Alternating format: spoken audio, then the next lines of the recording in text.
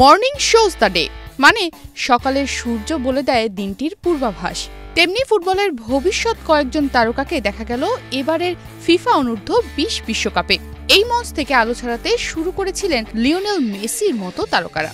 সোমবার মরক্কোর শিরোপা জয়ের মধ্য দিয়ে শেষ হওয়া ২০২৫ আসরও দিয়েছে নতুন কিছু নাম।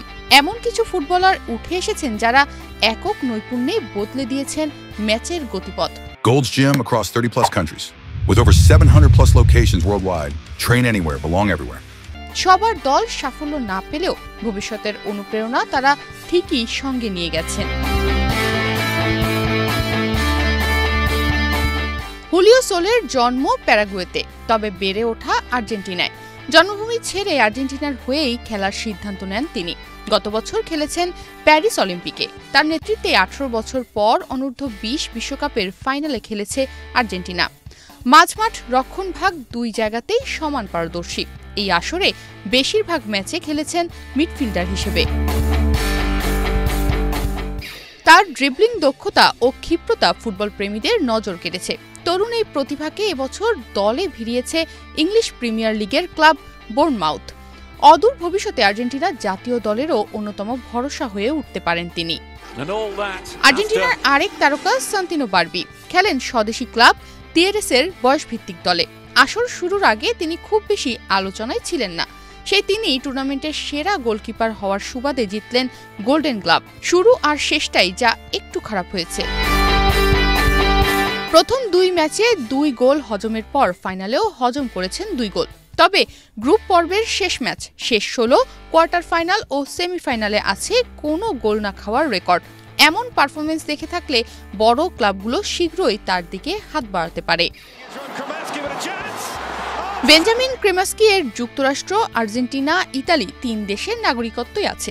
শেষ পর্যন্ত জাতীয় দল হিসেবে বেছে নিয়েছেন জন্মভূমি যুক্তরাষ্ট্রকে।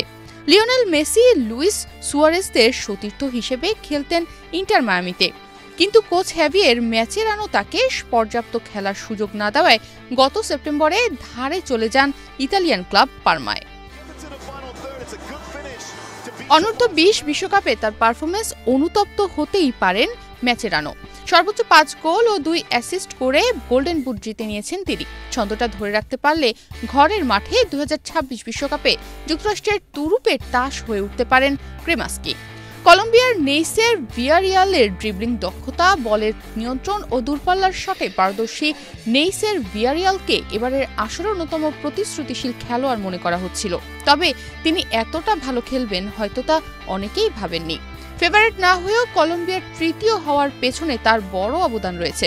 নিজে করেছেন ৫ গোল, সতীর্থকে দিয়ে করিয়েছেন ১টি। টুর্নামেন্টের অন্যতম ফেভারিট স্পেন তার হ্যাটট্রিকেই কোয়ার্টার ফাইনাল থেকে ছিটকে পড়ে। তিনি জিতেছেন সিলভার বুট। টুর্নামেন্টে আলো ছড়ানো আরেক তরুণ লুকাস মিশাল। ফ্রান্সের এই ফুটবলার ৫ গোল করে জিতেছেন ব্রোঞ্জ বল। এএস মোনাকোর এই ফরওয়ার্ড ফ্রান্সকে সেমিফাইনালে তুলতে বড় অবদান রেখেছেন। নিউ ক্যালিডোনিয়ার বিপক্ষে বদলি নেমে জোড়া গোল করেছিলেন। সেই ম্যাচে পুরোটা সময় খেললে হয়তো তিনি গোল্ডেন বুট জিততেন। আসরের আরেক বিস্ময় মরক্কোর ইয়াসির জাবিরি। পর্তুগিজ ক্লাব ফামালিয়াকাওয়ের এই ফরওয়ার্ডের জোড়া গোলে আর্জেন্টিনাকে হারিয়ে প্রথমবারের মতো বিশ্ব চ্যাম্পিয়ন হয়েছে মরক্কো। টুর্নামেন্টের ৫ গোলের পাশাপাশি একটি অ্যাসিস্ট করেছেন জাবিরি। দুর্দান্ত পারফরমেন্সের পুরস্কার হিসেবে জিতেছেন সিলভার বল। ফাইনালে সরাসরি ফ্রি কিক থেকে করা গোলটা অনেকদিন ফুটবল প্রেমীদের চোখে লেগে থাকার কথা। এরই মধ্যে বড় ক্লাবগুলোরও সুনজরে পড়ার কথা তার। এবারে আসরের সবচেয়ে বড় আবিষ্কার ওথমান মাম্মা। মরক্কোর এই উইঙ্গার টুর্নামেন্ট সেরার পুরস্কার হিসেবে জিতেছেন গোল্ডেন বল। আসরে 4টি অ্যাসিস্ট করার পাশাপাশি গ্রুপ পর্বে ব্রাজিলের বিপক্ষে জয়ের ম্যাচে প্রথম গোলটি তিনিই করেন। ফাইনালে আর্জেন্টিনার বিপক্ষে মরক্কোর দ্বিতীয় গোলটির উৎস তিনি। দীর্ঘদেহী এই ফুটবলার সর্বশেষ গ্রীষ্মকালীন দলবদলে ফরাসি ক্লাব মপেলিয়ে ছেড়ে ইংলিশ চ্যাম্পিয়নশিপের ক্লাব ওয়াটফোর্ডে নাম লিখিয়েছেন। আগামী শীতকালীন দলবদলেই হয়তো তার দিকে হাত বাড়াবে ইউরোপীয় লিগের বড় ক্লাবগুলো। তনিমা রহমান, বাংলাদেশ প্রতিদিন।